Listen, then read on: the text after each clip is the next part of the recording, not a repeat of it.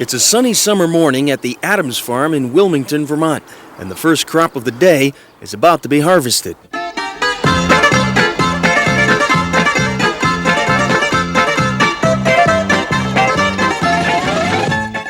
Adams have farmed this land for 6 generations. Today, the family is at the forefront of a growing trend, agritourism. Tourists paying good money to visit a real working farm. But if Kyle keeps working and rolling that critter around, the skin will... When Bill Adams took over the family farm from his parents in 1969, he expanded the dairy operation and saw some good years. But the price of milk collapsed in the 1980s, and Bill was forced to sell his herd of milking cows and take up work driving an 18-wheeler. I had pushed this farm with the milk business as far as it could go. Towards the end there, when we figured out for income tax purposes, that figured out that I'd be losing $100 a day. Now, there's got to be easier ways to lose $100 a day. Today, Bill is back on the farm, hired by the hour, part-time to regale tourists with stories of farm life in the olden days. This spring, it's been rain every day here, Usually we're well into the hay crop by now. His daughter Jill and her husband Carl run the farm now, charging people to come in to see the animals, shop in the farm store, and watch agricultural demonstrations. They've grown a sizable tourist crop, pulling in some 35,000 visitors last year. She greets tour buses in an apron with a baby on her hip and introduces herself as the farmer's daughter. The tourists eat it up. It's a great place to come and be and showing things and learn about the farm and learn of the history and what all they do and how they do it, and it's just been a wonderful, wonderful experience. It's part of the Vermont experience, bottom line. It's the mountains, the trees, it's the grass, it's the animals, the touch and feel. It's time to get dirty and play. My son just picked up his own little egg over there in the hen house, so he loved it. People don't have grandparents that are on the farm anymore. People aren't growing up on the farm anymore, and so they have a desire to see what it's all about. I grew up on the farm. I couldn't wait to get out. I just wanted to be like everybody else. When they restarted the farm 8 years ago, Jill and her husband realized that for city dwellers, the daily rhythms of farm life carried the allure of the exotic. Society as a whole is missing something real. Like if a person had a chance to mow hay with a team of horses, this is about as close to God as you can come. Nobody gets to do this anymore. I don't know if you could say it's the simple way of life, but everything is real. Agritourism proponents say modern consumer culture has planted the seed for a way to preserve the rural landscape. Today, more farmers than ever are tapping into the public's growing desire to stay on or visit a farm, learn where their food comes from, or just plain touch live animals. Happy trails to you. The concept is not new. 80 years ago, an Eastern longing for frontier experiences led to the development of the Dude Ranch. And here in New England, maple sugar producers have tapped into the tourist market for generations. It seems like every year here in Massachusetts, yet another sugar house opens up with a tourism angle in mind. Doing bus tours, school groups, it all helps to sell the product. The farmers' backs are to the walls economically. Typically, many small to medium-sized dairy farms are losing several $1,000s a month. They've eaten up their equity, they've used up their equity, so their backs are against the wall. It's a matter of time before they sell out. We wanted to see if we could help farmers try to diversify their income base, and that's why we've been working to try to get farmers to think about farm-based tourism and what it means and what it can mean to them financially. A farm animal today can be more profitable as something to pet than it is as a traditional farm product. Just ask John Davis, whose family farm in Sterling, Massachusetts goes back 6 generations. 10 years ago, John reluctantly threw in the towel on his dairy operation. Since then, he and his sons have developed Davis Farmland, a combination petting farm and entertaining agricultural destination for kids and their parents. In the process, they've managed to preserve their family farm.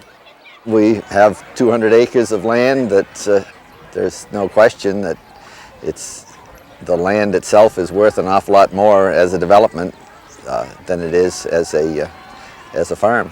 So you might have needed to develop it. We might have developed it as the highest and best use. Certainly not the option that the Davis family has been working for 6 generations now.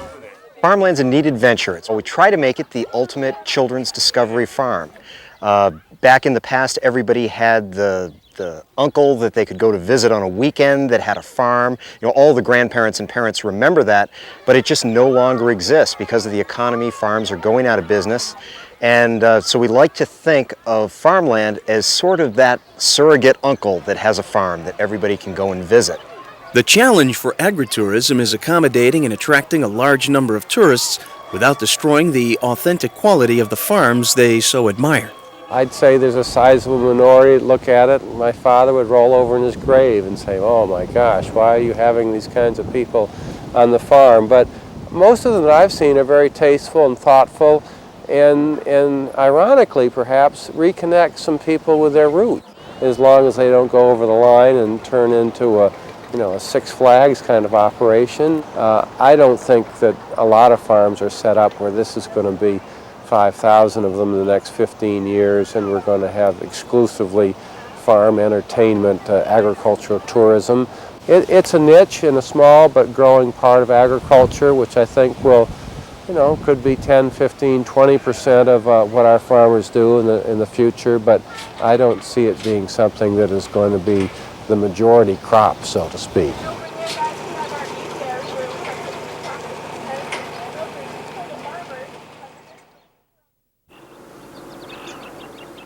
Some come to Massachusetts farms to pick their own fruit, others to take a tour or feed the animals. But whether your interest is berries, beef, or Beaujolais, there is likely to be a unique farm experience close at hand.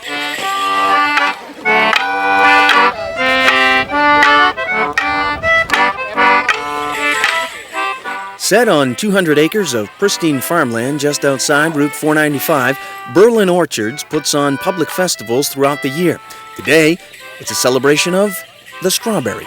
We grow all of our own strawberries, and we make homemade biscuits and have strawberry shortcake available.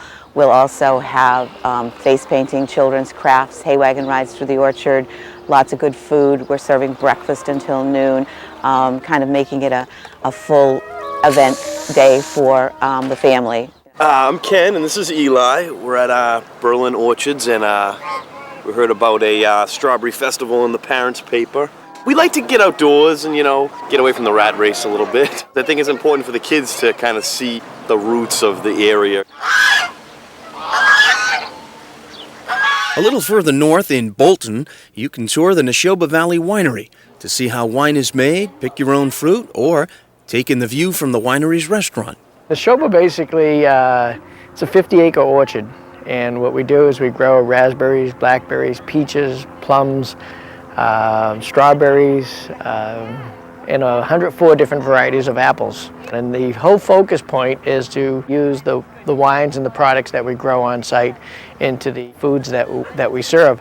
This is sparkling apple wine that's undergoing secondary fermentation in the bottle. Tourism for us is everything. The whole idea of trying to get people out to the winery is the fact that it can be more than just visiting a farm, that we give them an education in the process of making wine. Give them a little swirl in your glass so you can get the aroma. Looking for a farm experience a little more out of the ordinary? Consider the bison.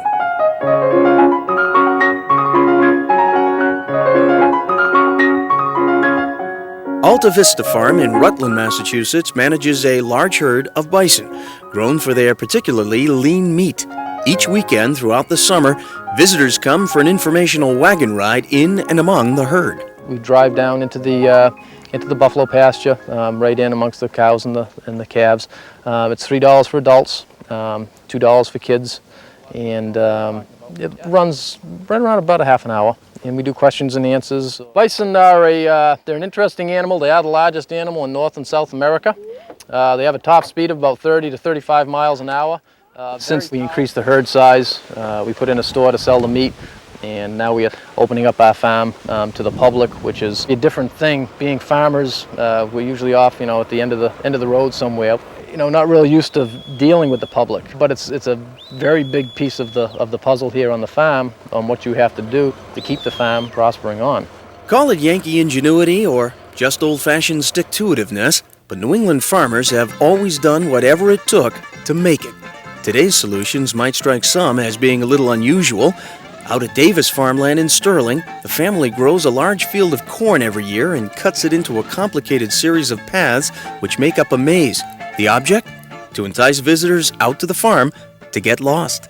Everybody drives by fields and they say, isn't that a beautiful looking field, but they'll never get that experience the farmer gets, and that is you're out in a field, all there is the crop, you, and the sky. About as close as you get is right here. Right here is the narrow, twisting, turning paths that make up the maze, 2.2 miles in all, which was designed by England's world-famous maze maker Adrian Fisher. The object is to find your way to the heart of the maze and then to find your way back out. Easier said than done. We were not going to do the maze if it was one of those things where somebody could just hold out an arm and either stick to the right or to the left path and get through the whole thing. As much as you try to work into the center, we're going to throw you way out to the furthest reach of the maze, and you got to be persistent and keep working your way back on in. Now admit it, do you get some sinister delight from standing up here and watching people get lost? Absolutely. Tremendous delight from that.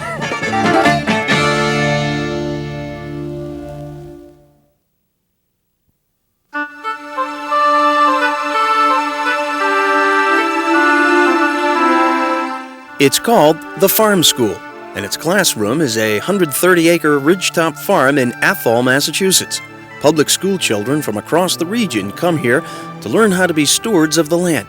Ben Holmes founded the school in 1989, seeking to give kids the kind of experiences he had growing up. The farm school is a place very much modeled on my experience on my family farm growing up, which is a place where children help adults in taking care of a farm. So we involve children directly in the real work of a family farm. We get groups here throughout the school year that come with their schools. So they come in groups of about 20 to 30 apiece and stay for at least 3 days. This is a real working farm, producing milk and other products for sale. There are goats, chickens, cows, and pigs, along with a 2,000-pound Belgian draft horse named Mac. The chemistry is simple. Kids work the farm and get real-life experience in exchange. They start at 6:30 a.m. and spend the day working the land, building fences, milking cows, and whatever else it takes to keep the farm going. The farm school is a wonderfully fun place. The response has been tremendous with children. Just to put that shovel in the soil and dig, they want to do it, and they want to work with tools. They want to work with plants. All these things that I'm saying we do from the beginning in March when we're starting the gardens, we do everything. And then you're going to take your lettuce and you're going to take it and put it and dose it a little bit in the water. We aren't trying to train the next crew of farmers in America. Instead, we're trying to train the next crew of citizens. I don't think we're looking for any child to leave here with a particular specific point of view on resource use necessarily, except that it be thoughtful. We want them to start thinking about how land is cared for, certainly, and how it's stewarded for their generation and the following generation. Schools pay $60 per night for each student they send, and 40% of the visiting schools receive tuition support from the farm school. So far, almost all of the children who've been here return to work on the farm a second time. You might be wondering what they're putting in the water out here. Getting kids to volunteer for hard physical labor? It's fun work. Like homework is not fun work. Schoolwork, I don't think is that fun. But this is fun work because you get to be with your friends outdoors in a different kind of way, a funner way. It's really fun to learn how to do these things. And it's why do you go to school if you have to do homework? I mean, it's because you're learning math. It's fun to learn it.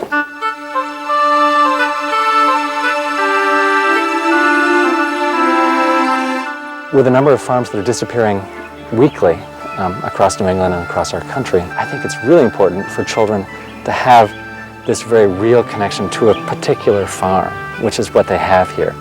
that kind of emotional connection is going to serve them well as citizens, which is going to influence our future. This is, of course, the land that feeds us.